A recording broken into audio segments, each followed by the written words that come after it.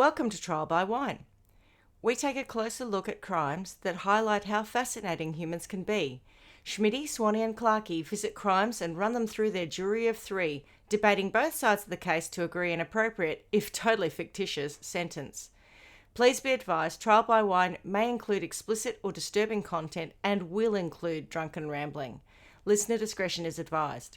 All right. Well, it has been some time, hasn't it? How are we? Hello, strangers. Yes, hi. It has been an age. It has.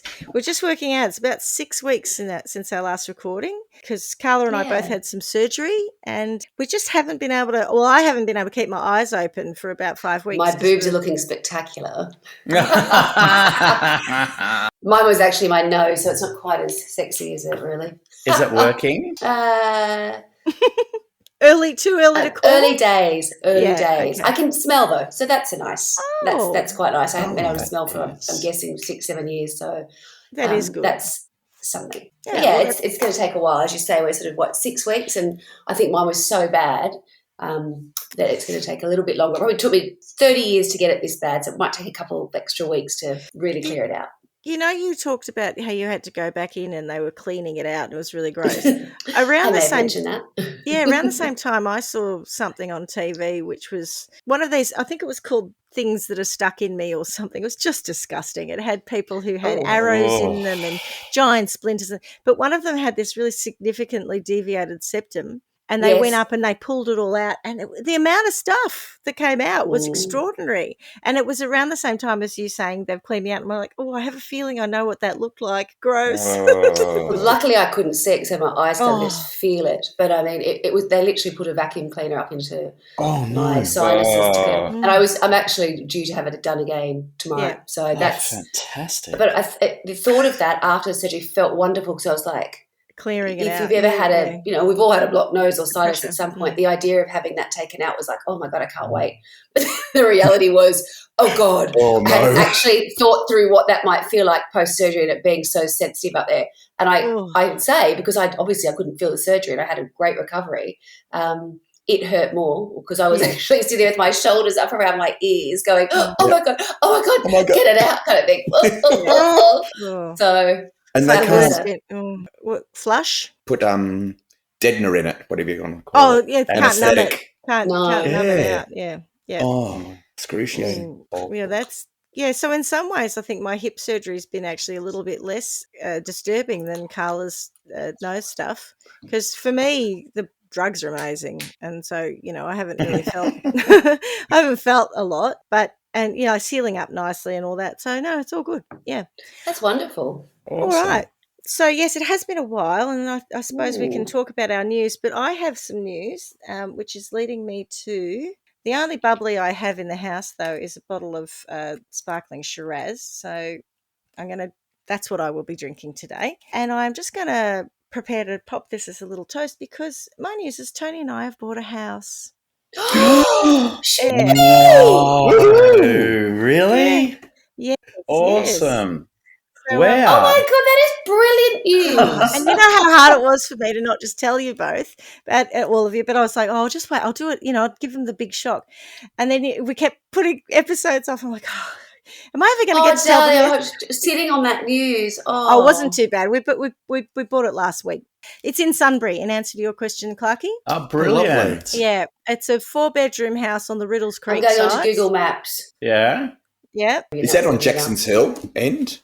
Oh, I don't really know Sunbury that well. Is she in Sunbury? Yeah, Mum's in Sunbury. Deanne's in Sunbury now. Oh, I've got so many friends in Sunbury. Why didn't I move years ago? So if you come down from Goonawarra through that roundabout, go across Jackson's Creek, the bridge there. Straight up it's the from second Goon? Street. Yep, right, straight okay. off.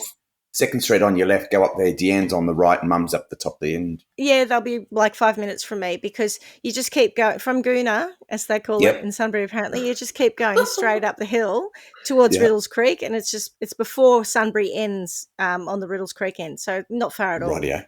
So there you go. That's our news. So I'll just that is exciting. It looks like it's a quick run down, not quick run, but a direct run down to the airport too. It is, which is useful for Tony because he does a lot of work interstate. That is really good. Yeah. So cheers.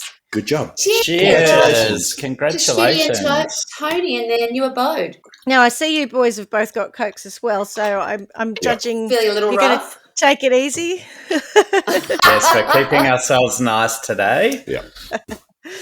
Good plan. And Swanee, you're on the... I'll just tell you what, because it's early for me, and I actually drank alcohol for the first time. Well, I've worked out since we got back from Europe, so that's 10 weeks or whatever it is, maybe 9 weeks. I drank last night for the first time, and it was fine. That's why I look dreadful, because I ended up taking a little bit of a tabby to get to sleep when I got home, and I feel a bit sort of wonky, woozy. Yeah. Anyway.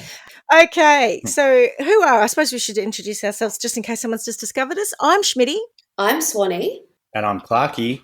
And together we are Trial by Wine. Beautiful. Okay, so I am going to tell a little story for us today. I'll just give you a bit of background. So, as you know, recovering from hip surgery, I haven't been allowed to wait there. So I've spent a lot of time in bed and I've watched a lot of TV and, not done much else.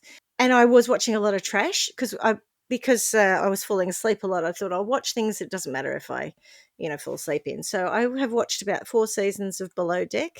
And if you haven't watched that, that is an amazing collection of what not to do in people management. It's an industry that hasn't caught up with the rest of the world. It's quite fascinating. But also I've got this other one that I'm kind of weirdly interested in, which is called Naked and Afraid. And that is a survivalist show where they drop 2 people or a number of people literally naked, fully naked, into a very hostile remote environment like Colombian or the Amazon or outback Australia or Africa, so all these different places, and they're allowed to have a couple of survival bits and pieces. Usually they'll have a fire starter and a knife and maybe a mosquito net and a pot, but they only are allowed to have 2 of any of those things, right? So it's very, very limited.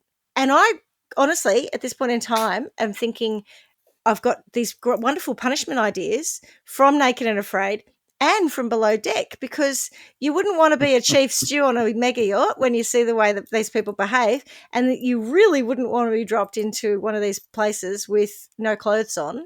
Anyway, so keep that in mind, because I think they're good punishments. I think Trial by Wine can do with a further extension.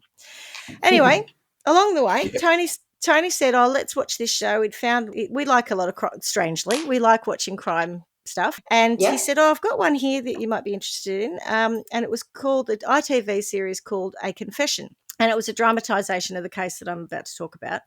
And normally he's anti-binging, he likes to eke out episodes. But on this, we just watched it. I think it was 5 parts or something, or 6 parts. We just watched it, cover to cover, basically, beginning to end. And it was gripping. And Swanee, part of the reason it was gripping is if you could cast your mind back to our halcyon days in Frome in Somerset. Yeah. And I was there from about 2002 to 2009 in Frome, that is. And Swanee would come out, and visit from the big smoke of London. Mm-hmm. And sometimes, not always, we'd often sit in my back garden if it was sunny, and we'd eat meat treats and drink. But smoke. But if we felt like it, we would go into Bath for a night on the town, on the tiles. Indeed, yeah. Yep. And Bath's about half an hour drive from Frome. I don't know if I ever made you go to the Frome nightclub, but I only went there once. It was so bad. I think so. I can't remember it. What was it called? Can you remember? No. It was upstairs somewhere. And it was so bad that you know how they talk about sticky carpets? Yeah. These were so sticky they were basically, what's the sand, that sucks you in and you can't get out? Quicksand.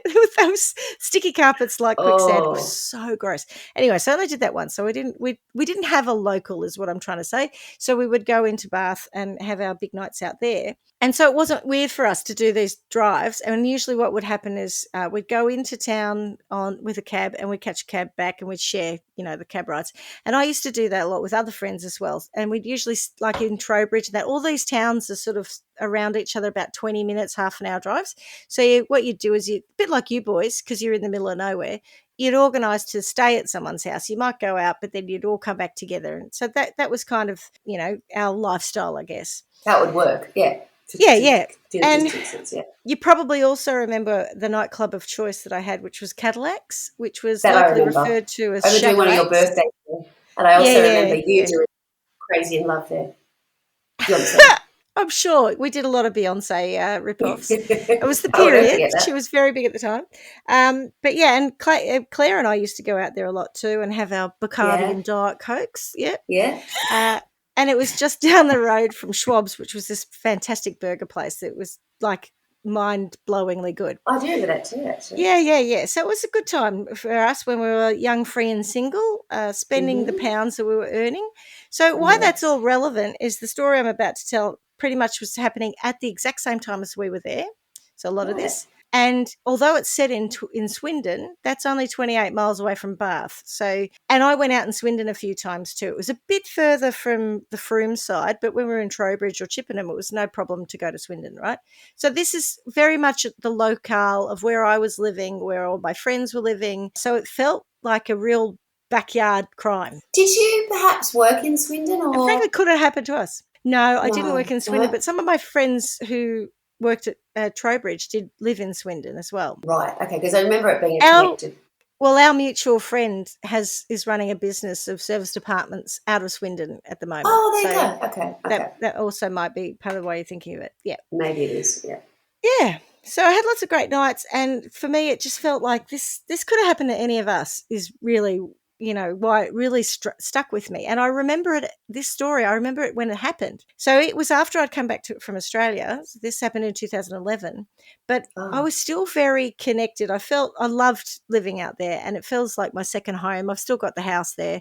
So I used to read, when I had more time, the local online paper.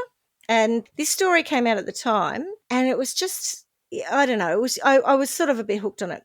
But I don't remember much about the aftermath of it because I kind of knew they'd caught the person, and then I kind of didn't know else what happened. So my sources for this are Wiki, of course, Wikipedia. ITV is a confession, which is a dramatisation, and I'm always nervous about relying on them because sometimes they fictionalise some elements. thedailymail.com, bbc.com, thesun.co.uk, theguardian.co.uk, and a strange website called chloewells.medium.com. But she had done a bit of a write-up on it, yeah.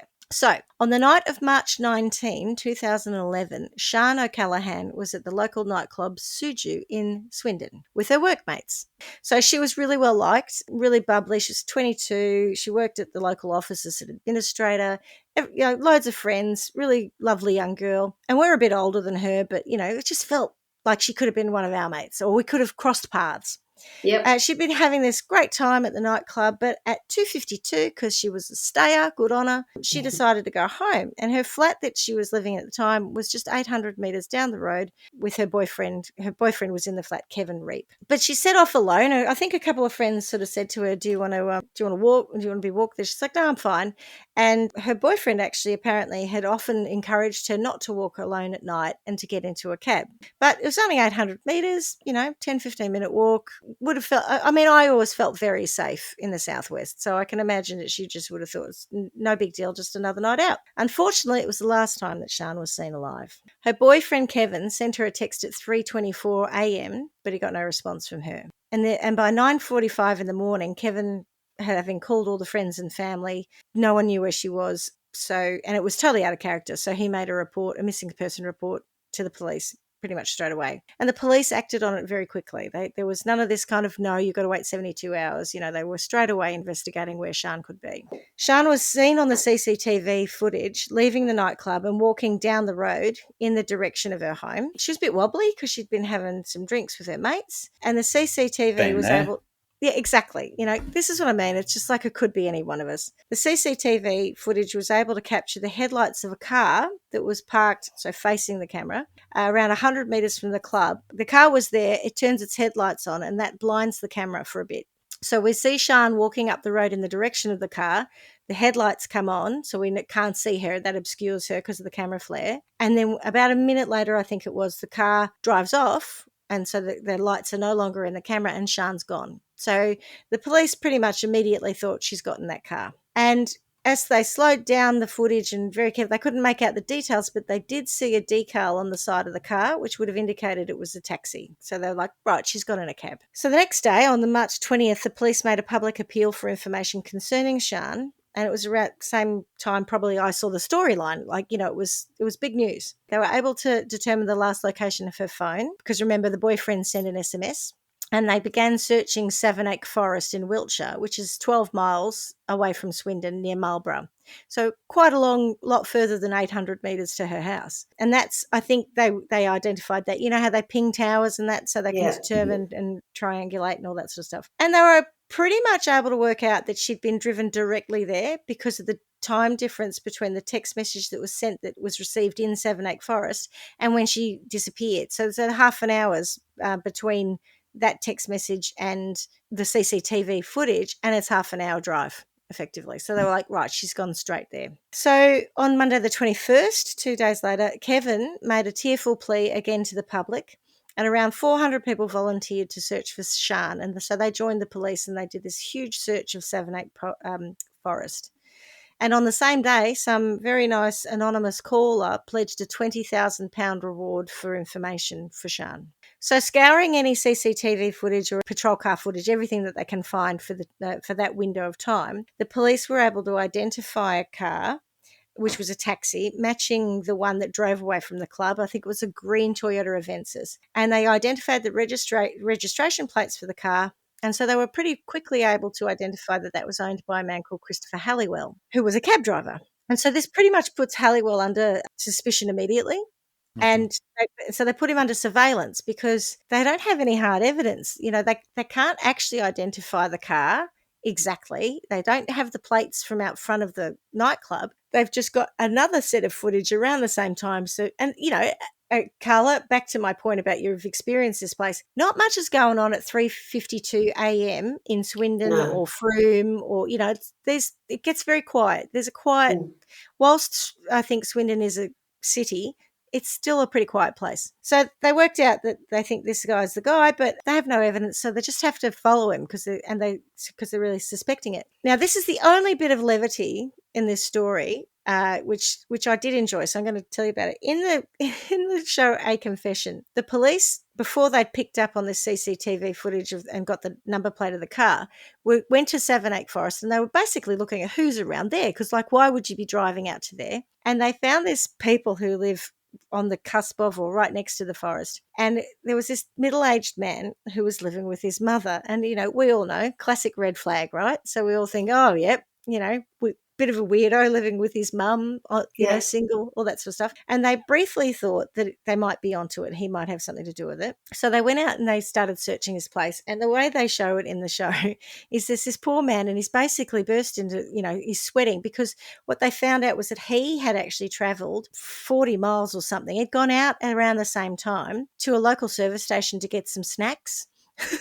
And then he'd come back 3 o'clock in the morning, right? So, brilliant. And his mother's like, "Did you go out? Where'd you go?" He's got a real naggy mother in the background, and you're like, and the policeman's like, "Oh, I think we've found that there's something here," and he's really, really nervous. And she goes, "He's always up in his room, "Oh, what have you been doing? You're always up in your room." So they go up into the bedroom.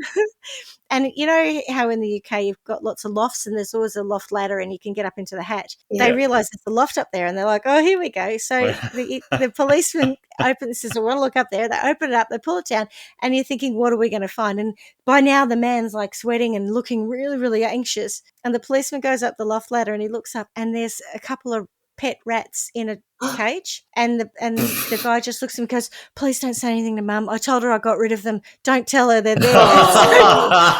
So totally innocent, innocent. Poor guy, and I did enjoy that, but that was pretty much the only amusing moment in this whole series. All right, so going back to Halliwell, because that man was totally innocent. He just went out to get snacks, and he happens to have some rats, so let's just leave him alone. So Halliwell was a local taxi driver. He lived locally in Swindon with his girlfriend and her two children, and he also had 3 children of his own from a previous marriage. His neighbours all described him as a really good guy. He was perfectly normal. Some even said that they would go out of their way to, ask for him when they called the taxi company because they really trusted him and thought he was, A1 guy. Is this minicabs? Is that what we used to call them? I have a feeling it was a minicab. Yeah, it wasn't black cab, so I'd say you would call it a minicab. I've forgotten all about that. I was talking about it not so long ago, and I was like, oh, gosh, I remember when we used to And they were all associated with like little train stations, whatever else, and much that cheaper kind of thing. minicabs. Yeah, remember that? It's like that little shitty little office with one person on yes. the radio. Just and you'd be calling them back in the day. It was before we used our phones like that. Remember that? To the point where in the days when we'd go out in Trowbridge, we'd sometimes walk to the minicab office to get a cab. You know, like I remember. It was just all very ordinary. So everyone, thought he was all right. He was obviously a great guy. And so even he had to find Sian posters in his taxi. He'd put them up on, like everyone was doing their bit to try and find Sian. And I think probably also trying to put people off the scent, as to if he was a bad guy, why would he do that? Sounds right. Mm-hmm. On March 23rd, whilst under surveillance, the police were following him around, driving around the countryside. But at some point in that drive, he actually is able to lose them. So he's a little bit ahead of them because they're surveilling him. He turns up one lane and they keep going because they've just lost vision for that little bit.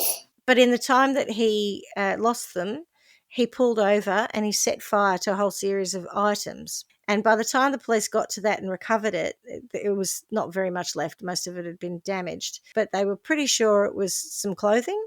And possibly one of the ash things looked very much like a burned flower, and Sian's handbag had this big fake flower on it. So they're like, okay, so they get that. So he was also observed whilst under surveillance cleaning the car, disposing of car seat covers and the floor mats from the car. He drove around and went to an industrial wheelie bin and chucked them in there. And, of course, he didn't realise he was being followed, so the police waited and picked him up and took him. So at this point, they actually now have some forensic evidence. But it takes a while, as you know, even though in the TV shows it seems to be quick. But sending this stuff off to get tested in a lab takes a few days. So they're still watching him because they don't have anything definitive to say he's our man. What time time 3 days. Okay, she went missing. Sorry, she went missing on the very early morning of the 19th of March. Got it. This is March 23. So this is 4 days later. Okay, got it. Now, also, the other reason they didn't swoop on him is that they thought Sian could be alive. So they hadn't assumed that she was dead. They thought, well, maybe he's got her somewhere.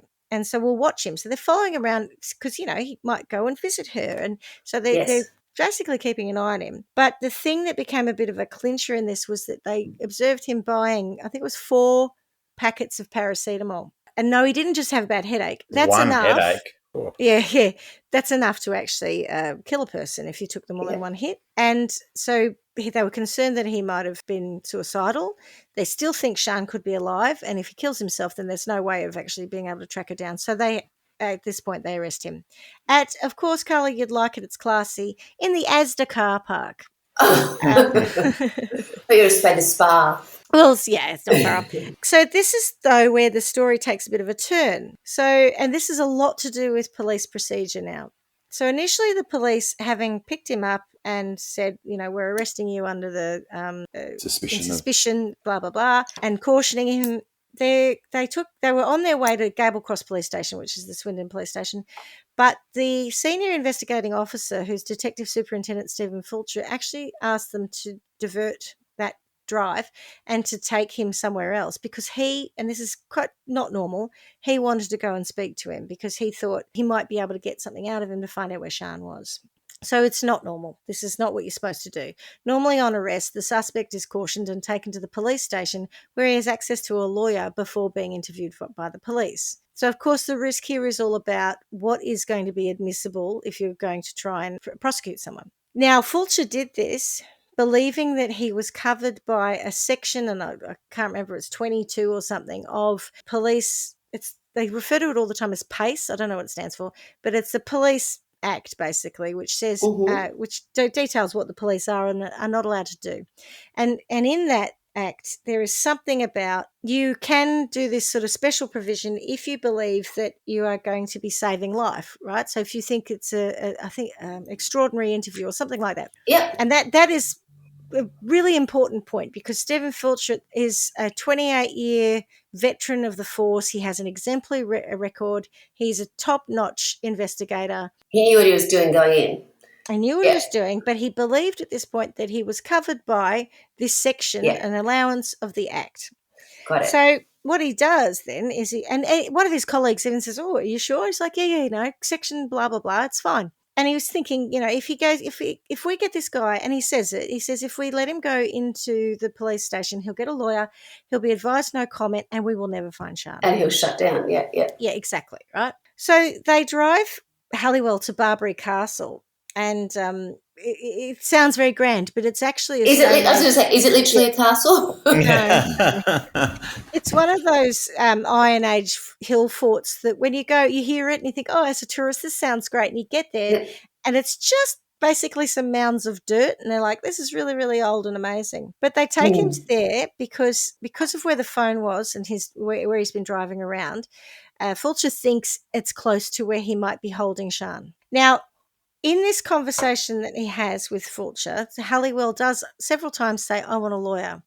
And Fulcher says, yeah, well, look, we'll get to that. I just think you should tell us where Sian is, because the sooner you tell us where Sian is, and if you cooperate with us, this is going to be better for everyone. He doesn't say, no, you can't have a solicitor or a lawyer. He just says, we'll get to it, right? So, and all of this is written down. They have a third police officer standing there writing it all down, note-taking. So this was all captured, and that is, again, part of the process. So, again, it's not like Stephen Fulcher is putting him under any specific duress.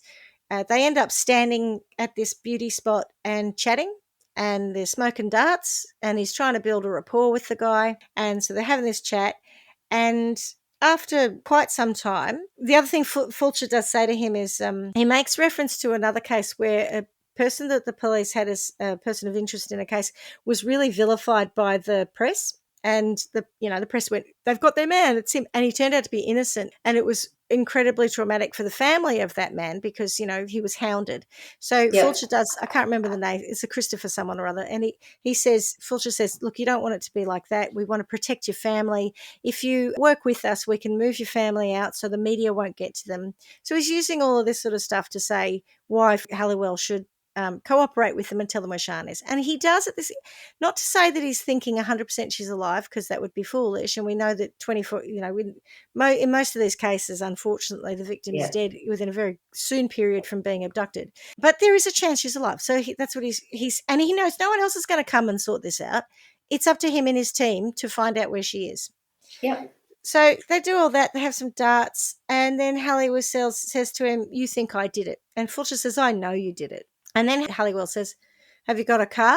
We'll go. So they get in the car, which includes the note taker and a driver, and they sort of think at this point that they're going to go back to the police station, but he actually says they actually instead drive to the Uffington White Horse, which is a chalk hill carving in Oxfordshire. How many of those are there? I was just going to say, Swanee, you may recall, if you stick your head out of my bedroom window in Froob, you can just see the Westbury White Horse. That's why I used to go past on the train, right, when I used to come out and see you. That's right. That's why I knew I was getting there now. I'm really there. Yep. So it's not the Westbury White Horse, it's another one, but there are a few. And you've got the Cern Man as well, which is a giant chalk carving in the hills of a man with a gigantic phallus. Everyone goes to laugh at it. So you've got all these things. So that's what the area is like. It's a beautiful, beautiful part of the country. Anyway, as they drive along a country lane, and almost, like they're all very similar, these country lanes. They're all narrow, single track kind of thing. He says, slow down a bit. It was dark. I pushed her down the bank, down there somewhere. So he's told them now that he's put Sian's body. And he pretty much also tells Fulcher that she's dead. So it's very sad. And so Fulcher has the police cut the lane off, from traffic, and gets the search teams in, and they start looking for Sian because he's not 100% sure where he's left her. He just knows they're approximately somewhere on this lane. She's down there. She's not buried. He's dumped the body. And I don't really talk about this later, so for your information, after he killed her, he buried her in a shallow grave somewhere in Savernake Forest or near it, and then he moved the body. I think a day or so later, he went back, dug her up, and then he moved her and dumped her in this other location. Possibly because I'm not 100% sure why, but just to cover his tracks, I'm guessing. So unfortunately, we know from him that she's passed away. But instead of going back to so at this point, what should have happened is he should have been cautioned and taken back to the police station. But instead of going back, he says to Fulcher, you and I should have a chat. And so Fulcher's like, okay. And so they drive up to a track to that white horse, just to kind of where they can walk up to the tail of the white horse. Because with all of these chalk drawings, you can usually walk around them. You know, they're kind of nice parks. And the note taker's tagging along. And Halliwell on this walk says to him, "Do you want another one?" So, yeah. So this is extraordinary, right? So we found the girl that we were looking for, but now he's talking about another victim. So he went on to say he could take them to the burial spot of another victim that he'd killed sometime between 2003 and 2005. So and this is 2011 that this is happening. Again, he should have been cautioned, taken to the police station, but Fulcher allowed him to lead them to where the other burial spot was. I'm not a police officer, and I realise they've got process they should follow, but I would have gone because, you know, we've got another victim. We're in the moment. Why would you not go? Absolutely. Because otherwise he'll get back and then he'll talk to a lawyer and then he'll never know where that was and who that was, and he'll say, "Oh, I don't know what you're talking about." Yeah. But it's a no-no in police process. So, and then Fulcher also said to him, "Are there any others?" And Halliwell didn't say no. He said, "Isn't that enough?" So they drove to Gloucestershire. So now we've been in Wiltshire, we've been in Oxfordshire, and we've been in Gloucestershire. And not far from we weren't far from the village of East Leach. And Halliwell then identifies a ploughed field, bit of farmland, in which the body of an earlier victim was buried. And he was able to mark out in steps from the fence, the fence line, where he'd buried her 9 years earlier. Now, at this point, there is a discrepancy. He says she's buried 5 feet under, I think. And when the police dig her up, she's something like 8 or 12 inches. She's much closer to the surface than he said. So the police also held some media conferences. They announced at this point we've got the suspect in the murder of Sian O'Callaghan, and that we've also discovered the remains of another unknown victim. And because he doesn't know the name of it, well, if he knows the name of this girl, he doesn't say who it is, right? So they've found her, they've dug her up. It also would have been difficult to identify this girl because he had removed her head, hands, and feet, and they were never recovered. So the victim in the field. Jesus. Yeah. It's rough, isn't it? It is. The victim in the field was 20-year-old Becky Godwin, or Becky Godwin Edwards. Her father's name's Godwin, her mother remarried. And she was 20 years old at the time of her disappearance. And she was a resident of Swindon. And coincidentally, her family home was basically almost in the same street as Sian's parents' home as well. Becky, as a teenager, had developed a drug addiction. And whilst her family were very supportive, you know, there was none of this cut you off, not having anything to do with you. She, you know, took up sex work to support the habit. She'd run away from home several times. The drug had a hold on her. Yeah. And her mother last saw her in 2002. And her mother, Karen, says, "She told me she loved me so much that she couldn't keep putting me through this hell," meaning her drug addiction. She'd said this in a press conference, and that she was leaving and wouldn't come back until she was clean. So her mother's position from then until 2011 is that Becky's alive somewhere. And she does try to find her. She's constantly trying to see if anyone's heard from Becky or seen her. Tragically, on April 4th, 2011, which should have been Becky's 29th birthday, Detective Superintendent Stephen Fulcher knocked on the Edwards' door to tell her mother Karen that they'd found the remains of Becky. What had also happened earlier is that when the police had announced that they found these unidentified remains, Karen had actually called the police because she just had a feeling. She was like, "I know it's her. I know it's her." And at the time they were like, no, like there's 420 other people have rung, you know, you're one of many people who think it's your daughter. Don't panic yet, you know.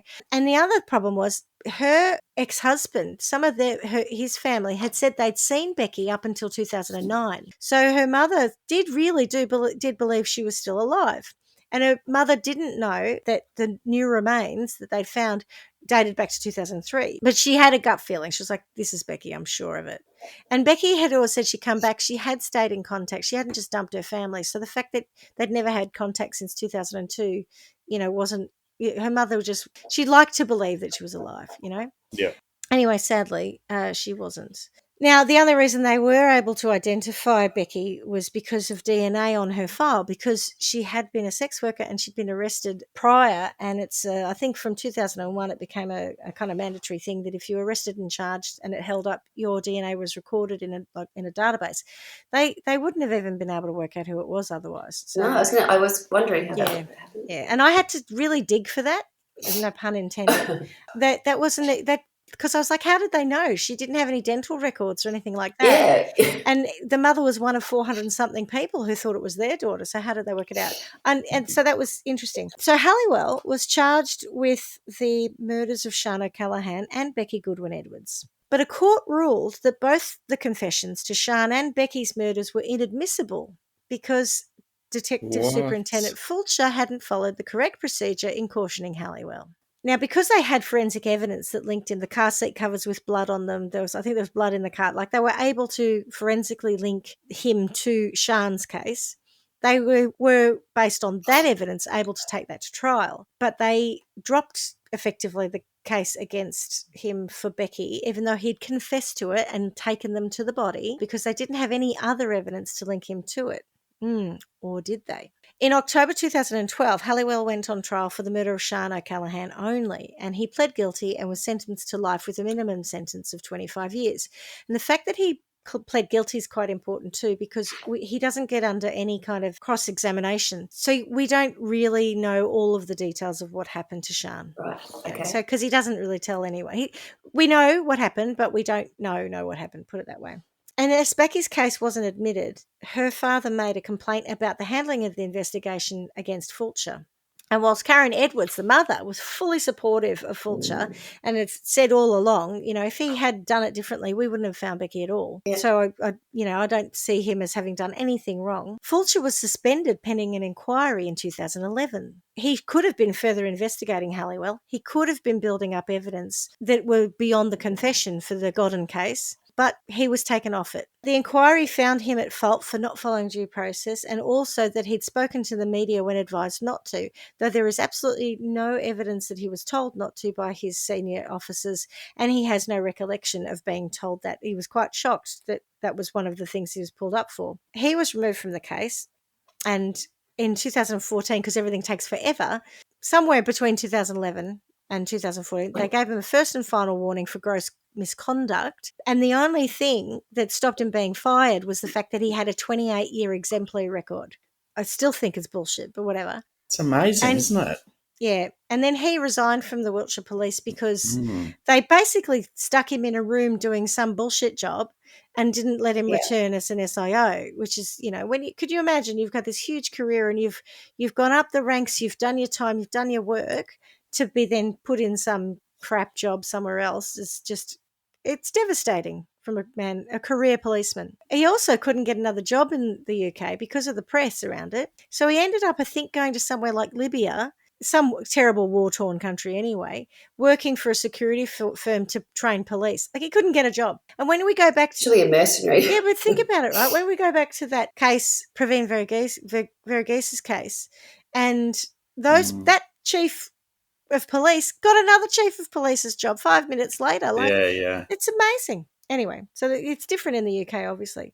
As I said earlier, part of the reason that the original charge against Halliwell for Becky's murder was suppressed was that, other than the confession, they said they didn't have any other evidence linking him to a death. And I said, or did they? Because when they actually went to his house and searched his house and all the rest of it, there were some things that they did. Like he had a shovel, and they took samples off that shovel at the time that weren't tested for several years.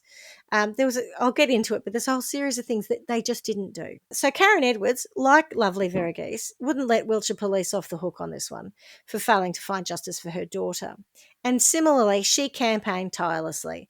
She had petitions going. She stayed in the media to keep it current. She even sought support from, I think, a local member of parliament who then took it up to Prime Minister at the time, who was David Cameron, to review the legislation that didn't allow Fulcher any flexibility in the arrest process. And that appeal was reviewed. It went, from David Cameron down to a couple of other, bureaucrats. And they just said, no, it's fine. We don't see any reason to change it. We think it's fine. So that was very disappointing for them. However, in 2015, the Wiltshire Police advised that they had new evidence that would allow them to charge Halliwell for Becky Godwin's murder. And a different judge supported the CPS and overturned the ruling that the confessions were inadmissible. Now, this is interesting because the first judge who said, no, you can't use any of that, it was her first criminal trial, I think. And this second, more experienced judge said, I can't believe that she did that. These are admissible. And it's one of those hinges. It's like Steve Fulcher's lost his whole career and been, warned and all the rest, saying what you did was gross misconduct. And this other judge is going, no, it's not. It's admissible. It's fine. Yes. Sliding doors moment. Jesus. Yeah. Isn't it awful? Yeah, yeah. As a result of that, though, the Halliwell was charged with the murder of Becky Godwin in February 2015, and the case went to trial in 2016. Now, if you two, and I know you're going to say it's probably more likely to happen to me, but if you two were ever in a predicament where you'll find yourself in court, particularly for a charge as serious as murder, I would advise you to not choose to represent yourself. Correct. It never goes well. No. Excellent advice. Yeah, but it does speak to the narcissism of people who commit crimes like this and then think that they're so smart that they can actually just represent themselves. And of course, he's one of those, and he did attempt to represent himself in the case. The police were able to represent this new evidence, and for the listeners, I'm doing, quotation marks with my fingers, namely forensic evidence of dirt found on the shovel in his garage, which was seized as evidence in 2011. It, lo and behold, matched the very rare form of dirt from the field where Becky's body was found. So they would have had that if they tested it in 2011, right? Yeah. But they also recovered a stash of items. Now, this was a little later. Halliwell dumped in a pond in the village of Ramsbury, which included one of Sian's boots and an item of clothing that belonged to Becky. So again, they had evidence that linked him to Becky. Now, the terrifying thing about his stash was that there's 60 items in it. So, just leave that there for you. And not all of them belonging to only Sian two or things. Becky. That's right, only two things. A witness statement identifying a taxi in the location of Ramsbury at the time of Sian's abduction, and another statement from an RAC worker who attended Halliwell's broken-down taxi around 6 miles from Becky's burial site on the night she was last seen alive, and there is an official RAC record of it, and a statement from Halliwell's GP that he showed up in January 2003 with a broken finger and scratches, which he said from a fight with a passenger. That was on the 3rd of January 2003. He went to the doctor. On the 2nd of January was the last time we see Becky alive. So they had this, though. They didn't follow up on any of it. It wasn't new evidence. They knew about the leads. They knew about the dirt sample. They just didn't investigate it further. Now, I don't know whether it's because they were distracted by the fact that Detective Superintendent Fulcher was under review for his lack of doing a caution, or they just couldn't be bothered, or they didn't have enough money, because apparently there's a funding issue for Wiltshire Police as well. But the witness statements in the end were only taken in 2015. So, but they knew about it. It was all, people had rung up and said, oh, I know this, at the time of Sian's investigation. Wow. So after destroying Fulcher's career, the Wiltshire Police then kindly asked him to return to the UK to give evidence at the trial in 2016. What? I know. When Halliwell... Jesus. Our mate Halliwell finished cross-examining Fulcher, he shouted, "It's been a pleasure ruining your career, you corrupt bastard. I'll try it. I can't guarantee it, but hang on." There we go. All right, me lover. It's been a pleasure ruining your career, you corrupt bastard. Oh, bastard's wrong. You corrupt bastard. Something like that. I could never do it, even though I lived there. The best I could do is, all right, me lover. All right. By then, Halliwell had concocted a load of random nonsense to justify evidence against him. But thankfully, the judge, Sir John Griffiths Williams, was having none of it. Now, the following is taken from sentencing notes, which you can read yourself. They're available on judiciary.uk. This is from the judge. Your account of the circumstances in which she met her death bears all the hallmarks of a contrived explanation designed to avoid conviction in the hope that the minimum term you are presently serving will not be increased. But the account which you advance so glibly, with little or no regard to the truth, made no sense at all. You told Superintendent Fulcher that you had sex with an unnamed prostitute, strangled her before undressing her. You then left her body in bushes by the wall of Oxo Bottom Field. Love English names, sorry.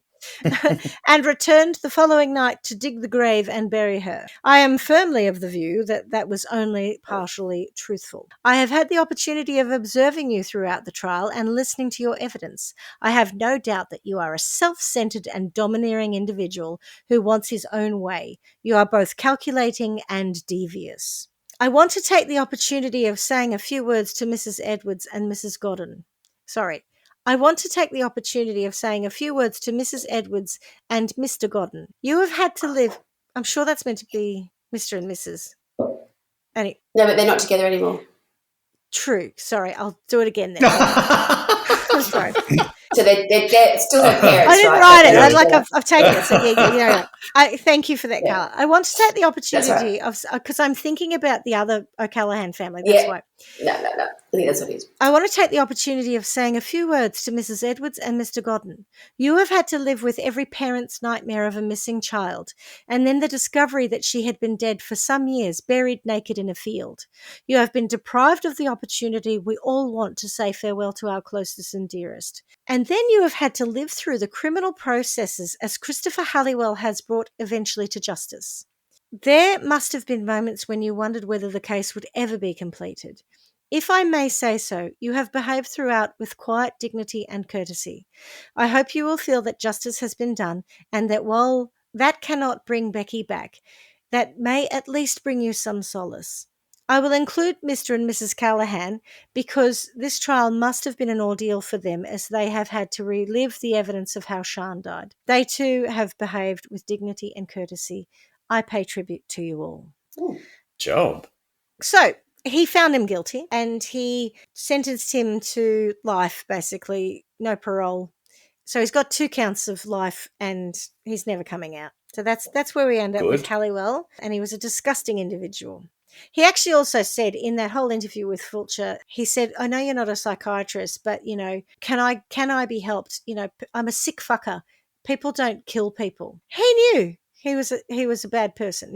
He said all of this in that early stuff. I left some of this out because I didn't want to be too distracting, but he was a bad, bad man. So, look, we can go in multiple directions now in discussing the aspects of the case, and we could unpack why the police didn't investigate the additional evidence in the Godwin case, whether they didn't care because she was a sex worker and a drug user and therefore for some reason less important than Sian, Sian the good girl, or did they just didn't have enough resources or money, or were they distracted by the stuff that was happening with the senior detective? Or we could get hooked on the process and the moral and legal implications of Fulcher's actions and whether or not he should or shouldn't have done what he did and whether it was fair or right or flexible enough. It's a common sense question about whether or not that should have been allowed to be upheld in the first place. But what I do want to bring your attention back to, and I do want to spend a little time on before we go there, is I personally, and I'm alleging this, I have no evidence of it, but I don't believe that he's only killed 2 people. And it leads me back to where I started, which was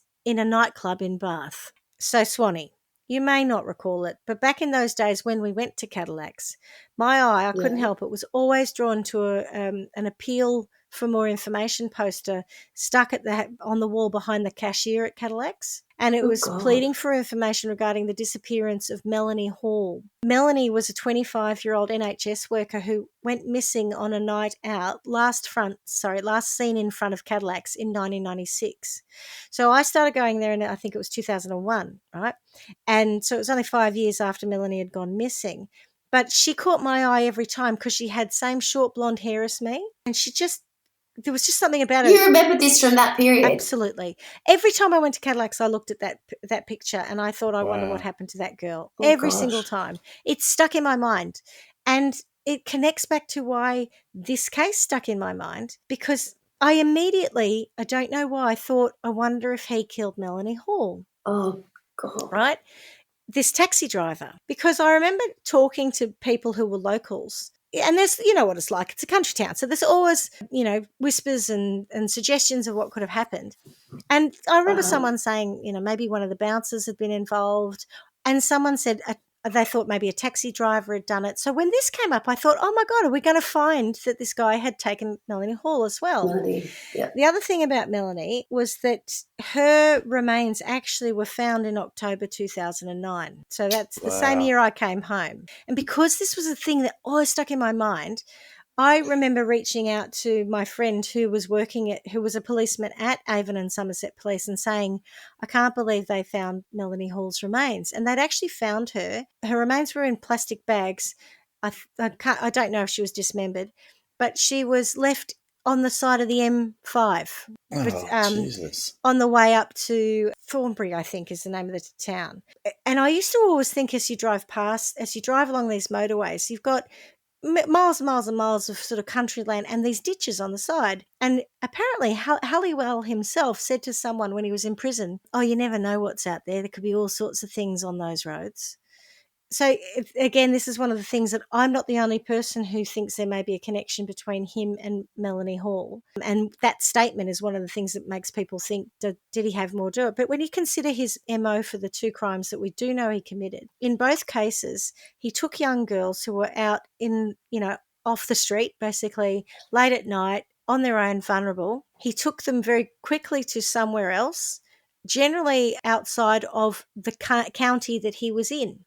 Remember I said how we'd gone to Wiltshire, Oxfordshire and Gloucestershire? Yeah. That was because they've got different police forces. So a bit like America, you've got the Avon and Somerset police who are in Avon and Somerset. So that's the jurisdiction where my house is.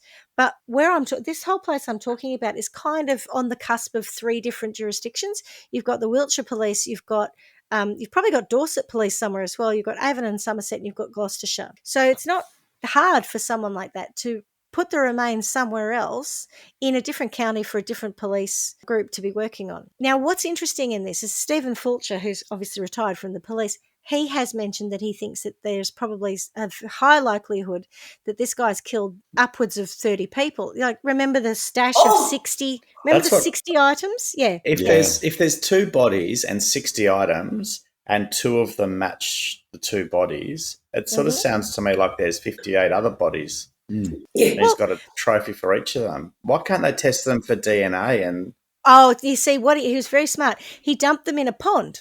And part of the issue with them taking so long to retrieve them and do anything with them is a lot of the forensic evidence is degraded because they've been dumped underwater. But again, it goes back to the question, why were you not on this? Why could you not see you have a serial killer here? Exactly right. He'd done time for burglary when he was younger.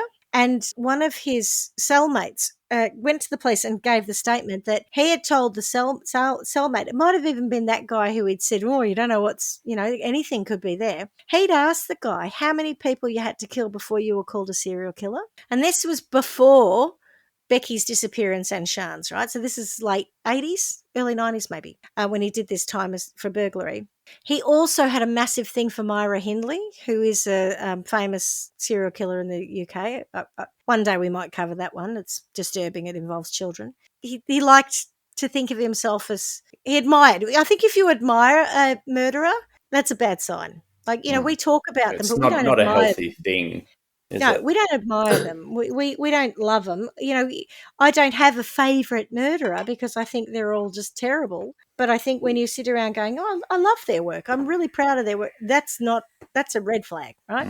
And Stephen Fulcher has also publicly said that the Avon and Somerset police have never questioned Halliwell in connection to Melanie's disappearance.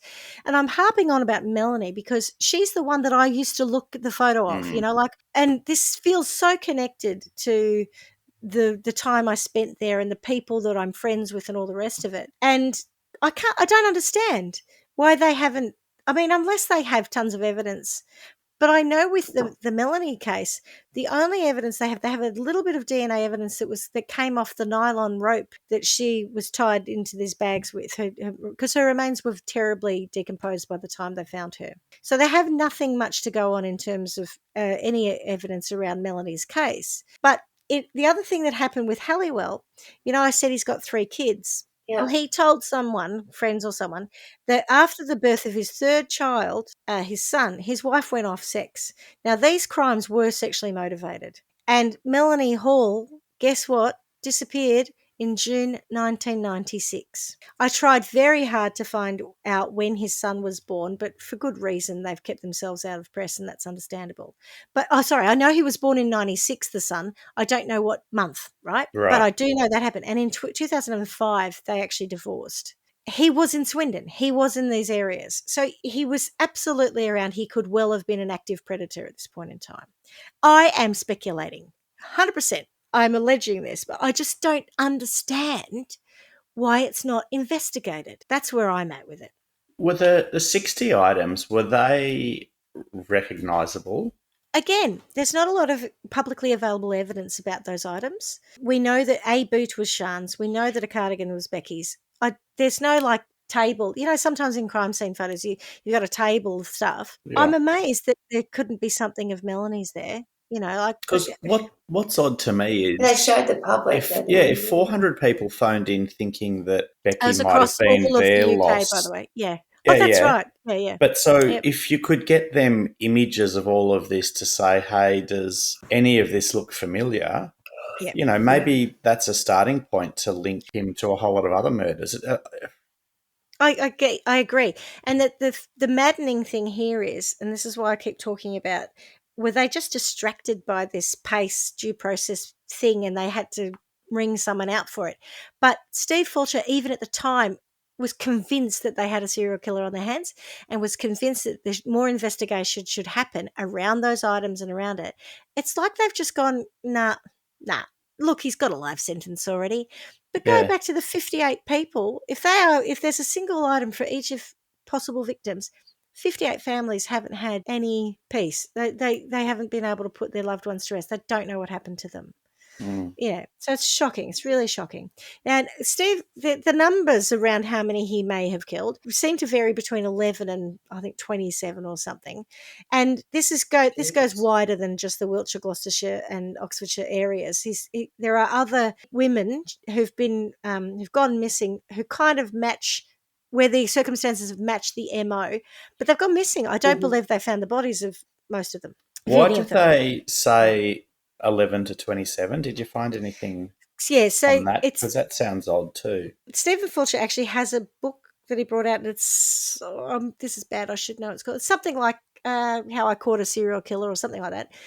And he talks about the 11 people in the right time period around where Halliwell was, who went missing in similar circumstances. In fact, one of them, her husband is currently serving a sentence for her murder. He has always said that he's innocent, but Stephen Fulcher thought that was a question. Now, don't get overexcited, right? Because I got overexcited with this whole thing, and I went down the rabbit hole as I do. And on that one, I can't remember the name of her. She was a Swindon native. Her husband said, "I'm innocent," and think there's a documentary type, investigative documentary makers started to look into his case, and they decided that they wouldn't pursue it because they felt that the evidence that had been brought against him was adequate. Right. So they think that he probably did do it. He did it. He still says, I didn't. He says, so the evidence in that one all hinges around some blood of that victim that was found in the parcel shelf in the boot of his vehicle, a very tiny amount of blood of his wife, and she'd withdrawn all of this money out of the bank account. I think they were divorcing or they were having a fight or something. And so the police have said, you tracked her down and killed her. He says, no, I didn't. Again, nobody ever found those. So I think that's part of the problem with these. They're missing people, but it's almost like we can't investigate because there's no body. But you've got the possibility of a source here. You've got a possibility of a man who could think about the timeline, right? 9 years between the two murders. To me, doesn't seem feasible that some other activity hadn't happened. The other thing in the dramatisation that was really material was a person, and again, because it's a dramatisation, I'm very careful about seeing this as fact. But when the mother, Karen, was getting this petition, another bloke came up and said, my sister got in, or sister or a female relative, got in the car in a taxi with him, and he tried to attack her, and she got out and got away. And the mother said, oh, she was really lucky. Again, it sounds like he's been predating on women in this area for a lot longer and a lot more than the two cases that we are clearly aware of. So here's some other interesting things that may support my theory and others' theories that he's killed more than two people. So when asked the date that he had killed Becky, he couldn't remember. He said somewhere between 2003, 4 or 5. He could be confusing it with other kills that he's had. Yeah. Right? You think he'd be pretty specific on that if you... I'd remember. If Correct. it was only 2 people, I would remember when I killed someone. Yeah. You'd remember how to do it, how you did it, how you cleaned it up. You took them straight to the burial place. How could you not remember what year you did it in? Exactly right. What flavoured soap you made out of them. You'd remember all of that. Exactly, especially if you got off on it, right? Yeah. And if that was your first kill, if that's correct. the first time you killed someone, even when we've talked about, I think yours, Carla, prolific serial killers like John Wayne Gacy, he remembered that as being like, they often they vomit or they have a massive orgasm. I think Gacy said he had it's their first reaction. Yeah. Their first reaction to going over the edge, moving from fantasy to reality. You can't tell me you wouldn't have remembered the date. Okay, so but he also remembered exactly where she was. Yeah, exactly. Yeah. Exactly. Here's the thing I was telling you before where he said, I know you're not a psychiatrist, but what the fuck's wrong with me? Normal people don't go around killing each other. He said, only these 2. Fulcher said, only these 2. He said, isn't that enough? Not yes. Right? So he left that open. He's a very manipulative guy too, typical kind of psychopath. He hasn't denied killing more than 2 people either. He's never said, no, it was just the 2. He indicated that this is graphic. He indicated that he killed Miss O'Callaghan, so Sian, with a single knife blow to the back of the head, then levering upwards to split the skull. And that is an extremely brutal act, right? It's quick, it's non-emotional. If that's the first time and last time you've done it, why would you think to do that? You know what I mean? It feels like that could well have been a practiced art. We used to do that in science classes. Oh, I was a bit worried where you were going to go with that. Yeah. That's we used to call it, I think, pithing, where you put something into the brain of the animal. Oh my God! Quite gross, and it kills instantly. I think it's a way you kill lobsters. I've seen chefs do it, where they put the knife down and. Oh God! Yeah. Oh. And have they done it? Has he done that? Were you just orgasming him then, Carla? Are you turning into John Wayne Gacy? I was actually stretching my back. This is getting me off. Sorry. What, did he do it? Do they do it to the back of the head? Yeah. At the base of the skull. Base of the skull and up. Oh, dear. Oh. And he stabbed her in the neck as well, I believe. I think there was a couple of knife blows and strangled her. God, there was evidence of strangulation as well. And in the case of Becky, he strangled her. Because that's the thing. If you're a cab driver and someone gets into your cab and it's a situation whereby, it takes you somewhere and you strangle the person to kill them, that is a different setup than having a knife that's sufficient to kill somebody when they get into your car. Do you know what I mean? You're ready to act. Oh, yeah. And if you're doing something, knowing that that's going to be self-effective and doing, this traumatic thing where you're stabbing in the base of this. He's never said, she gave me, he might have. I don't think you're not fighting with somebody and they exactly. I thought we're kissing and then I thought she was giving me mixing and then I got annoyed and so I accidentally strangled her. That's a totally different route into it's quite surgical, murdering someone. It's a good point you make. Having the knife. Yes, he had the knife. He said he carried the knife for protection, but it's interesting that you say that because they're pretty confident that she was killed almost the minute or very quickly from the moment she got in the car. Now, I can't recall whether or not there was any suggestion that they had a fight or anything like that. To your point, I think he wanted to kill her. He was ready to roll. Yeah. He stated to Fulcher that he'd spent the night digging a 5-foot grave for Miss Godwin Edwards, but in fact her grave was only 8 inches deep, and that suggests to Fulcher that he's confused her with another grave that he's dug. Yeah. Oh, right. Okay. Yeah. One of the reasons that he knew exactly where she was is he returned to that grave periodically to make sure it hadn't been disturbed. Do you think that he decapitated her and took off her limbs of that so that she wouldn't be able to be recognised, or is that... Possibly. He didn't state that the body had been decapitated when he took them there. So again, they theorised that he's confused it with another gravesite. So I don't think he didn't decapitate everyone. Sian's body was whole. He might not have had time, but he had buried her and then he dug her up and moved her. So I don't know. But maybe he didn't count on the DNA being on file and thought, if I'm going to take him to someone, I'll take them to someone that I won't be able to identify, and therefore I can't get charged for it. Oh, yeah. Good point. actually. Yeah, I hadn't thought of that. Sounds like a Jesus, narcissistic. he'd be more frightening if that is what he thought. You know what I mean? I would that be is so surprised calculated. if he didn't think that. Wow. Well, I didn't think that, and you're always calling me a psychopath. So, well done. So one of the other things that has been pointed out is that he was a former ground worker, which means he could dig a grave pretty quickly. A carefully concealed burial site would be the perfect disposal place for a body, which would remove all the evidence it contained.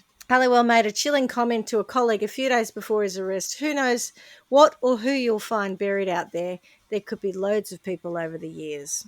That was that statement I was talking about before. I misquoted him, but, that's what he's saying. He also tried to strike a deal with the police that if he cleared up Godwin's murder, they wouldn't interview him about anything else ever again. And maybe this is why they haven't gone back to him about Melanie Hall, because they had this deal. But, Oh, great for all the other families. Exactly. I don't know if you've ever seen the film The Tall Guy. It's got Emma Thompson in it and Jeff Goldblum. It's a very early career for Emma Thompson. It's one of her first films. And he plays an American in London. So you'd enjoy it. It takes the piss out of musicals. It's a funny film. But she's a nurse. And at the end, one of the end scenes, he runs into the hospital to say, I'm really sorry, I love you, blah, blah, blah. Big romantic moment. And she's in triaging, emergency, and there's a man on a trolley next to her, and he's like, nurse, can I have some painkillers? And she turns to him, and this is the relevant bit, she turns to him and says something along the lines of, I won't direct quote it, but she says, no, when you decided to put a vacuum cleaner pipe up your bottom, you negated, my responsibility to treat you well, or something like that. And this is what I feel like, when you decided to murder two young women, you negated all your rights to not be asked about other murders. To do a deal. A criminal psychologist concluded that Halliwell obtained sexual gratification from killing women. Now, there was no evidence of actual, sexual penetration with Sian's body, but her stockings that had been pulled down and her pants had been cut open. So it looked, whether he'd been interrupted or whatever he was doing, it was pretty evident that it was sexually motivated. And sex being the basic urge of man, apparently, it is unlikely he was able to satisfy this overwhelming urge by only committing 2 murders over 8 years. And that goes back to, that's it. If this is a sexual turn-on for you, once every 8 years is probably a pretty long dry spell. Yeah, exactly. Several Swindon sex workers stated he was a regular user of their services and that he became aggressive on multiple occasions and was obsessive about some of them. A pair of knickers were recovered from his garage, which didn't belong to anyone on the premises, and this took on added significance later in the investigation. Again, whose are they? We don't know. And then you've got the cache of property, which was in an 8-foot deep pond in Woodland in Ramsey, Wiltshire. It included, here we go, this is the cache, a shotgun, 60 items of women's clothing, including a pair of boots that belonged to Sian and a cardigan that belonged to Becky. Come on. It's suspected it was a trophy store. Suspected. Yeah. Fuck. Yeah, duh.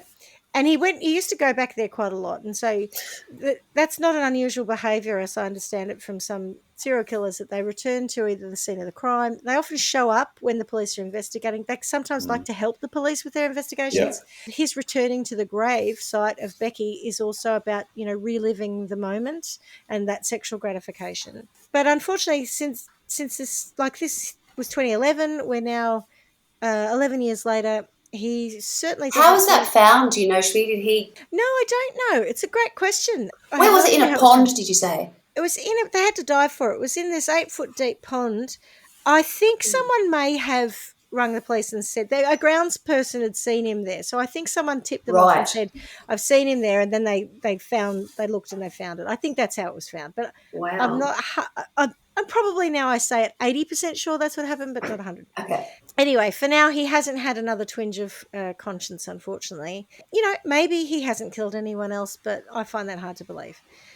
So that is my story, of the very sad story of the deaths of Sian O'Callaghan and Becky Godwin Edwards. They had their whole lives ahead of them until, to use his own words, some sick fucker murdered them. So whilst he's in prison, I just really feel sorry for the families and friends who lost their loved ones. And, they had to go through all this crap about judicial manoeuvring. And I feel sorry for Stephen Fulcher. By all accounts, he's the polar opposite of a defective detective. He's a very good detective.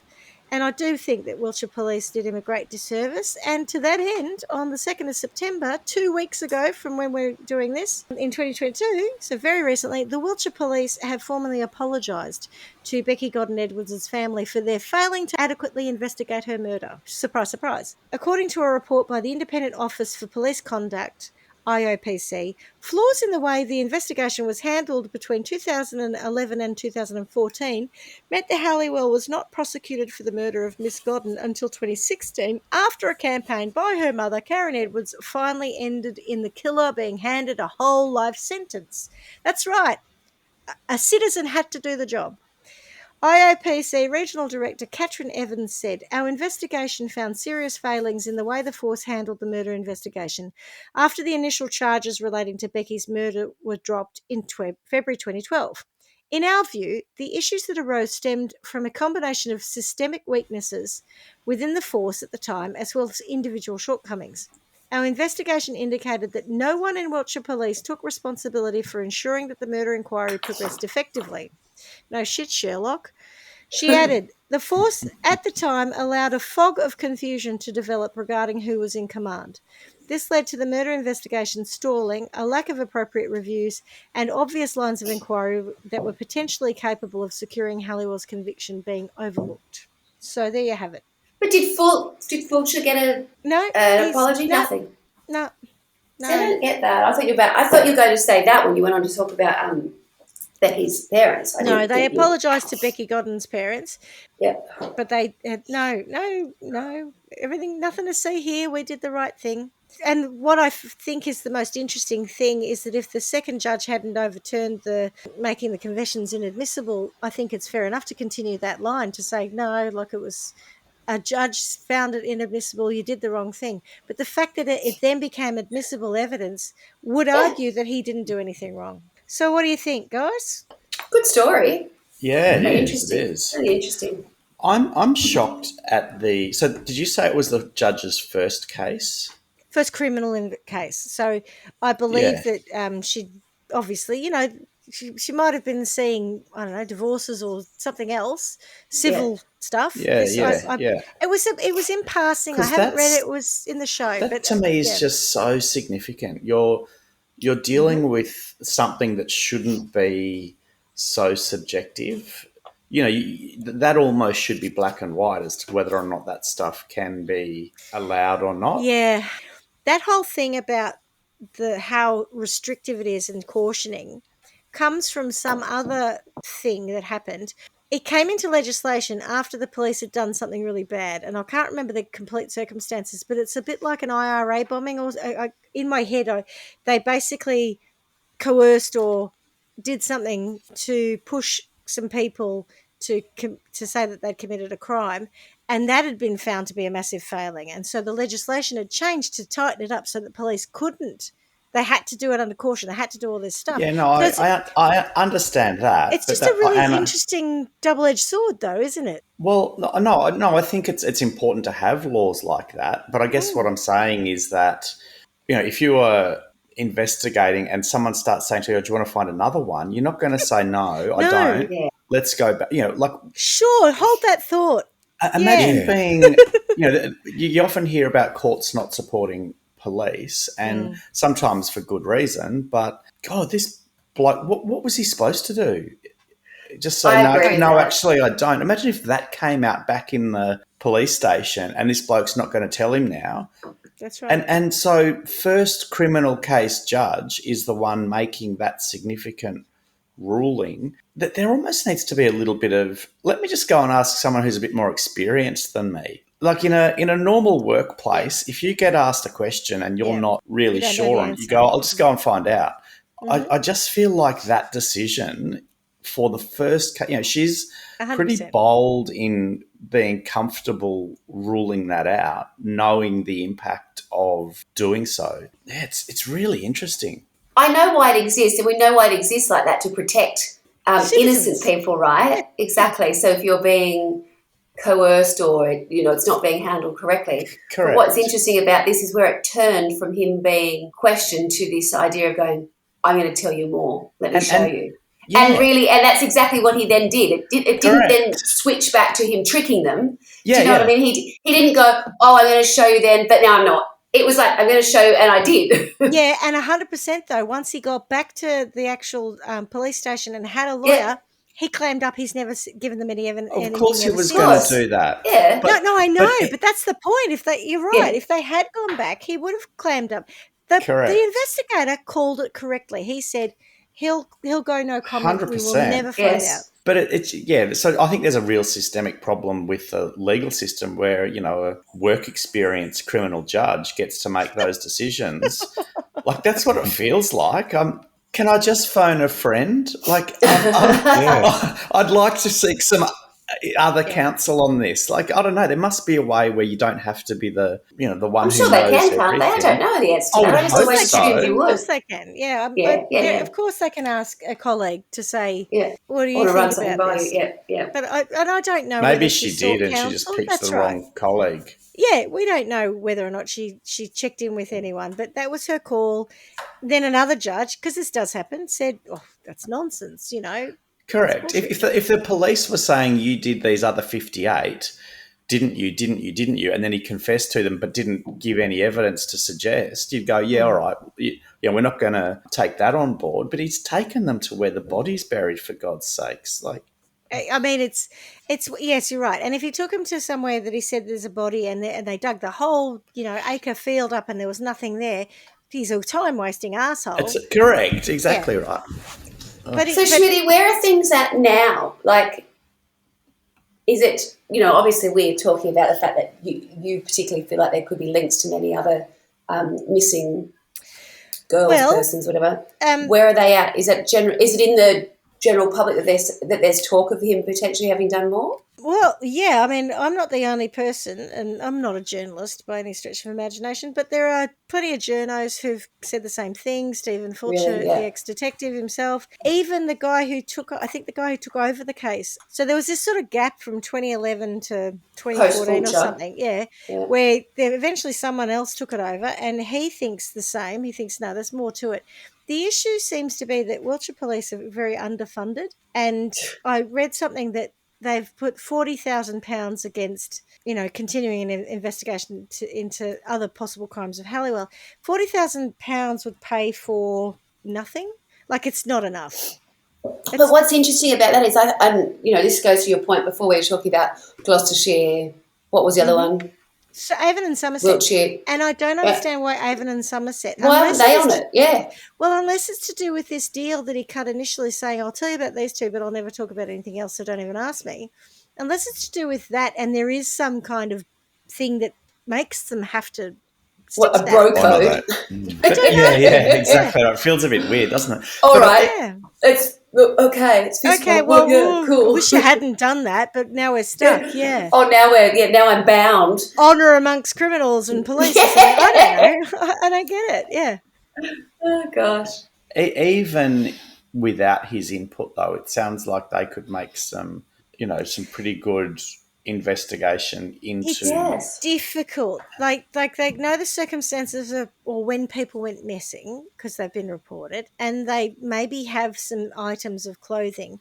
They should just do a freaking roaming exhibition of all the items of clothing so people can go and see. Or at least go back to the families of the people who are missing and say, does any of this look like it belonged to your loved one? Just get someone to drive around in a van with all of that clothing and say, hey, look familiar? I absolutely don't know whether they've done anything or they've just... Because Avon and Somerset seem to have said, Halliwell's not our man. Some statements, there were a couple of witness statements at the time that Melanie Hall went missing that said that she'd been involved in an altercation or a fight with a guy. There's a description of him, doesn't look anything like Halliwell. And so they're really interested in that person. But they seem to have gone, it's all about this situation. We're talking about a case that was in 1996. It just seems opportunistic, doesn't it? 25 years ago. We've got a victim and we've got a serial killer. Let's just do a little bit more investigation there. He's in prison. Where's he going to go? Or he might not tell you anything. But even if you, like I did, I just looked up online where he was at the time and he certainly was around. He certainly may have had access. I'm not saying he did, but he may well have come in and picked her up. May well. Because otherwise, the other thing that upsets me is this idea that there are multiple serial killers hanging around Avon, Somerset and Wiltshire. At that time. At that time. So for me, it's like you've got a predator. We know this man's a predator. How many other people are predating on young women? I'm hoping none. I'm hoping that's the one. Yeah. Did they host the Serial Killer Olympics or something around that time? And I was going to say, when you were starting to say, this one went missing, I thought, Jesus, there's a lot going on out in the West Country. I'm like, I'm not real, I've always called real comfortable with that. I've always called it the Wild West for a reason. That's right. I call Perth the Wild West, but for a totally different reason, thankfully.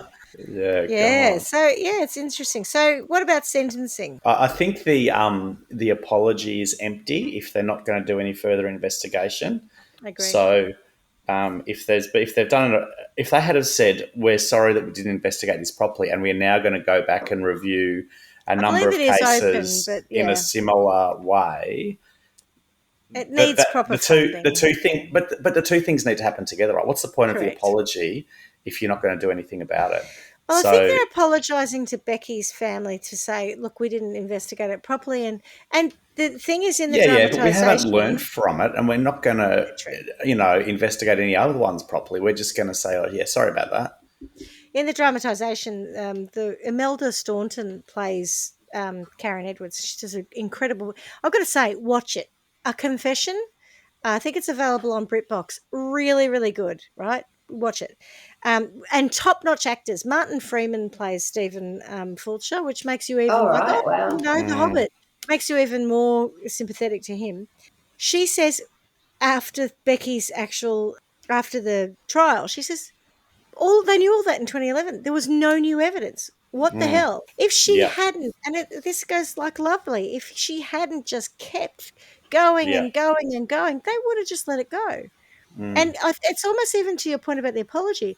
It's even like they go, well, what do you want? We're apologising we didn't get him in 2011, but we got him in 2016. So sorry about that, but we're done because we got him. Yeah. But you didn't get him for everything else that he may well have done, and that's what I worry about. Yeah. I think that's the important part that you would like to see come with the apology is, and we're going to go back and see whether these other 58 items of clothing are somehow related to women who've gone missing over the same time period that he would have had access to, because there are lots. Yeah. I mean, and surely Wiltshire police have to be not necessarily answerable, that's not the right word I'm after, but, involved in something that's bigger than them, so that if it's that important and there are that many people missing, sure, if they've got no dime, sure they can do a GoFundMe page or go and ask for some more money from somewhere else. I mean, it's not like you just go, oh, sorry, we can't proceed. That's a really interesting point. So when this was all going down, Theresa May was actually the Minister for the Police. I don't know what the real title was. From what I understand, she hated the police. I think the police have been... The funding for police has been... policing in the UK has been reduced and reduced and reduced. And, so I've got several friends. I actually have a friend of mine who is a policeman in the Wiltshire Police Force. Correct. And I haven't spoken to him about any of this. My other friend is retired. He was Avon and Somerset. So I know a few coppers from the area. But I am pretty confident that they are underfunded. Like the Frome police station got closed down. The closest police station, as far as I'm aware, to where I lived was a 20-minute drive away to, like Trowbridge. That would probably be the closest one. They've been decrementing the expenditure on all of these, public services for a long time. So I kind of feel for them. But to your point, Paul, you've got to raise the profile of this as a significant issue to get the funding to come back. Yeah, Particularly because we're talking murders, right? We're not talking that they're not getting a chance to investigate snowdropping or, like really minor who gives a shit crimes. Yeah, but we know snowdropping can lead to. That's exactly right. But there's actually people who are missing who I think you could reasonably assume have been murdered. Yep. And we're not going to fund investigations into that. It's a bad Theresa May. You're a naughty woman. Well, she wasn't a very good Prime Minister either. So well, there is that. But so I think, I could understand them saying we can't justify having a police station in every place, possibly. I don't know how that works, but you should be able to move resources around to investigate serial killers. You know, it shouldn't even be up to the Wiltshire police station to have to do the investigating here.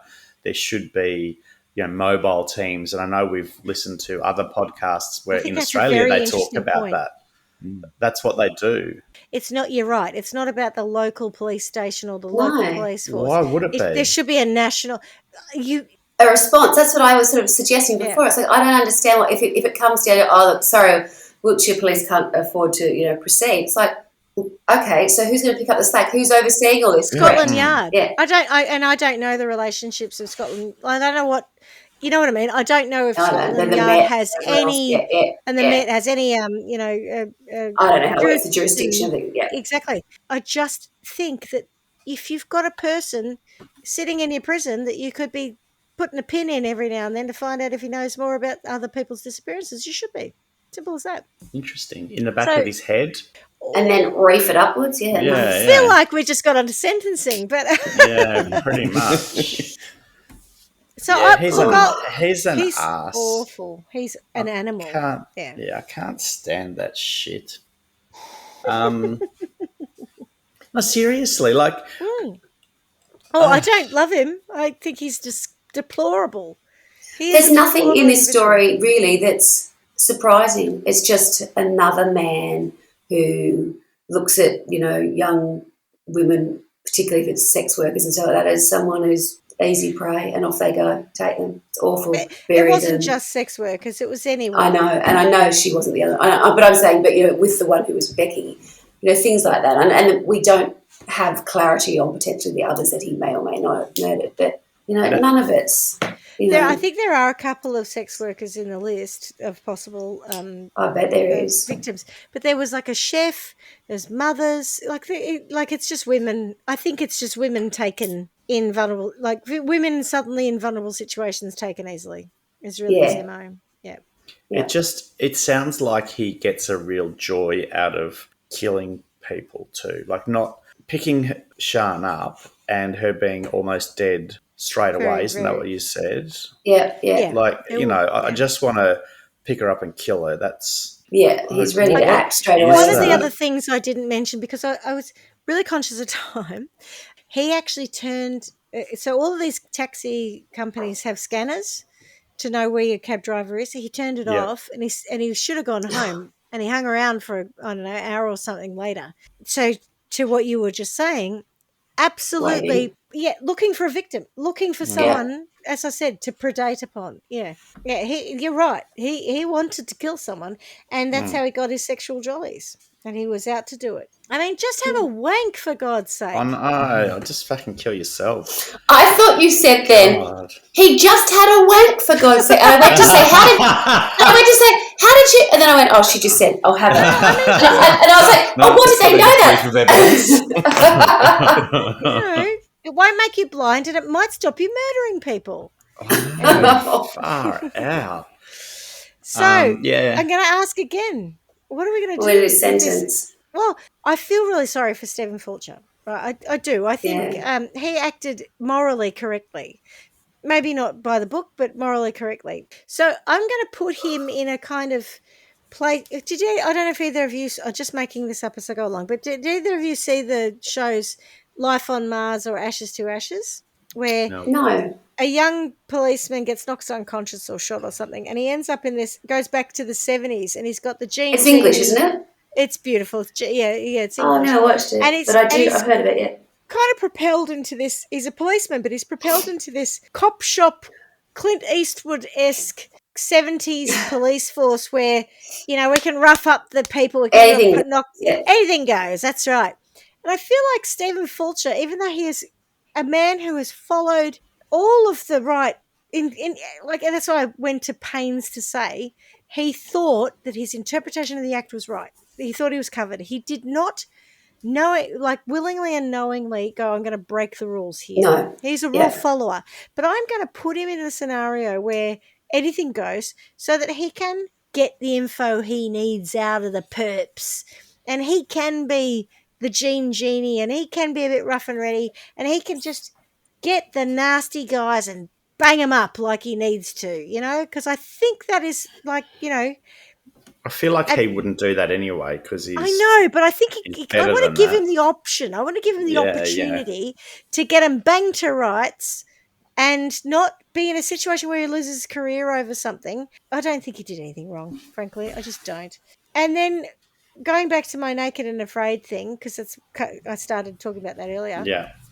I think that the senior policing people who were quite happy to throw him under the bus, who I think is the man who has recently had to apologise to the Godwin family. So that man, I can't remember his name and probably shouldn't mention it anyway, given, I'm about to send him to Naked and Afraid trial by Wine World, where as a senior officer, I think he should have backed his own staff a bit more than that.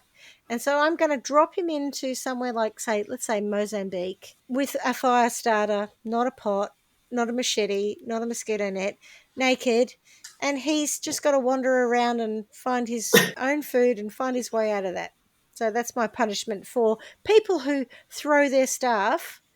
A 28-year exemplary, excellent staff member under the bus. That's where you end up for me. Yeah, I think that's a good call. I still am not comfortable with the judge because I think had she allowed the evidence. Helen and I just laughed knowing you were coming back to her. Yeah, 100%. All of this could have been avoided. Yes. Well, it would have been. And quite possibly they would have then investigated the second body and probably a whole lot more. So I think whilst I just feel like that's the bit that everything changed. Yeah, you're right. The downstream implications of her one decision. Yeah, correct, because nothing would have he would have been probably, continuing his exemplary career, would have found more bodies, more... He might have got a rap on the knuckles, but nothing that would have I don't think he would have, because if they had said, yeah, of course, you thought you did it under this code, and yes, we agree, then... so she's the one who I think is the problem. And I do want to use your naked and afraid sentence, but also we're watching... watch it, it's great. Yeah, we're watching this show at the moment called Six, and there's a bit of a terrorist thing going on in there, and the English investigator says to... Is she English? Maybe she's American. I can't really remember. Yeah. I don't really pay a lot of detail to those things. But she says to this bloke, you know what they do to terrorists in Egypt? They get them in a helicopter and they go out over the Red Sea or whatever it was that she said, and they find a pack of sharks that are feeding. They drop some blood into the water and then they push the terrorists in. So I think that's what I'm going to have to do to this judge. So she can be naked just to fit your theme, but I think she just needs to go into the bloody water with the feeding frenzy. Yeah. Wow. Okay. It's such a significant decision to make that helps a serial killer get off effectively and ruins the career of a very good policeman. Like, who do you think you are, lady? I know. Swanee. I think what I will do psychological nut punch? Yes, psychological nut punch. What I was thinking is, so first of all, I'd like to try and elicit sort of a better out. I thought who I would like to see sort of have to pay some penance would be I don't know if it's actually the Wiltshire Police Force, but there must have been people instrumental, whether they were there or somewhere around that overseen that, who were prepared to make Fulcher this public, I don't know if scapegoat's the right word, because it's not like he's a scapegoat. Same guy I just sent to Naked and Afraid. Him. Yeah. So I would like to see him TM publicly embarrassed, actually, because I think, there's probably a better word for it than that, but again, everything that you've done that's come before, your good name ruined. And in doing that, I'd like to see Fulcher put back in charge. I know he wouldn't be interested, but this is Trial by Wine World.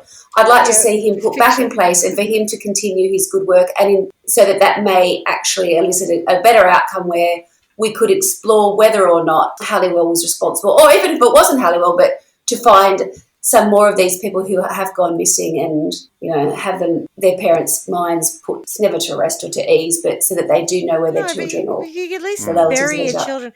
I mean, it was really sad. In the dramatisation, you've got this moment where the mum receives back having them found Becky. Yeah. She's in a box. She's just bones in a box, and it's so tragic. It's awful. And that's what she's got to bury. We're talking about the possibility of up to 58 other people, other families, and it's Wiltshire Police's responsibility, you're absolutely right, to work on that, to investigate, to do more. Yeah. I totally think that is. Now, obviously, the other person that I would like to sentence is Halliwell. Good on you. And I just can't think of anything bad enough for him, frankly. But it's a little bit like that. So what I would think of is because I don't want to say anything bad enough, I want it to have longevity. So I was thinking that idea, and I mean, we've all been in a situation where we've been utterly terrified, right? Don't know what it's different things to different people, but that moment where the adrenaline kicks in, and your emotions so heightened, and things are not going to go well, and it is a split second thing. I would like for him to feel that, like. In a way that for eternity, that he feels like he's being hunted, or I think you keep using the word predator. Don't get afraid. Let's chuck him in there. Yeah, put a few lions in, a few tigers. Whether it be that someone is about to get into a car and someone's about to knife him in the back of the head, but that sheer terror that when it happens and it goes up and then your body then reacts to it and you then come down and you're shaking, but that sudden terror. I'd like him to really have to endure that feeling, because that's what, he's quite comfortable with doing to others. Dishing out to everyone else, Yeah, I would like to think that both, not like to think, I'd like to think that this didn't happen, but I choose to think that both Sian and Becky died very quickly and, didn't... And then what he did to them afterwards was not something he did to them, because they were... Because they were gone. They were gone. Okay, so you're just going to put him somewhere where he's... I guess it would be in Trial by Wine World, where it's just his... House of Terror. He feels like he's, hunted. And that he's going to be murdered. I don't necessarily... That doesn't necessarily happen, but it's this state of... Terror. Yeah. All right, so... Thank you for coming with me on that journey. It was a bit dark, I know, but it's really interesting, and I enjoyed what I enjoyed about that story was we've done a few US stuff, and I'm not really balanced. That I tend to do a lot of that. Humans get it wrong. It doesn't matter where you're from and what country you're from, and processes and some of these bureaucracies will get in the way of justice in the long run in all justice scenarios. So, this is we are not here to slate any particular country or police. We'll do it all equally. We do it it's equally, balanced. Yeah. But also, my heart goes out to the families. It's a shocker, yeah. And as I said, I feel very personal about this because it feels like stomping ground. It's my that's my hood. It's my it is. Yeah. So thanks for that, guys. Thank you. And we're back in business. We're back and miss you already. Can't wait for the next one. Absolutely. Bye. Bye. See you guys. Ciao. Bye. Thanks for listening to Trial by Wine. You can contact us at trialbywine@gmail.com. Please rate, review and subscribe to Trial by Wine on Apple Podcasts or wherever you get your podcasts. If you'd like to support us, you can become a patron at www.patreon.com/trialbywine. Or visit our website www.trialbywine.com to donate to us.